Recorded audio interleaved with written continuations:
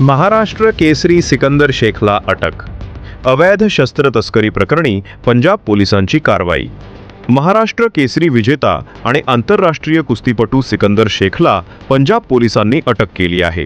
प्राथमिक तपासात अवैध शस्त्र तस्करी प्रकरणात त्याचा सहभाग असल्याची धक्कादायक माहिती समोर आली आहे। राजस्थानमधील कुख्यात पपला गुर्जर टोळीशी संबंध असल्याच्या संशयावरून ही कारवाई करण्यात आली आहे। या अटकेमुळे राज्यातील कुस्ती विश्वात मोठी खळबळ उडाली आहे।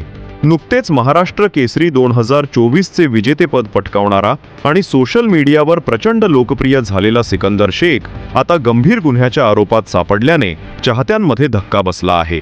सिकंदरच्या कुटुंबियांनी मात्र सर्व आरोप फेटाळत हा राजकीय डाव आहे, आमच्या मुलाला खोटं अडकवलं जात आहे अशी प्रतिक्रिया दिली आहे। सध्या या प्रकरणाचा तपास सुरू असून पुढील चौकशीत आणखी धक्कादायक खुलासे होण्याची शक्यता पोलीस सूत्रांकडून व्यक्त केली जात आहे। सिकंदर शेखच्या अटकेमुळे कुस्ती क्षेत्रात खळबळ, महाराष्ट्रातील चाहत्यांमध्ये संताप आणि संभ्रमाचं वातावरण निर्माण झाले आहे। Bureau report, youth media, Kolhapur.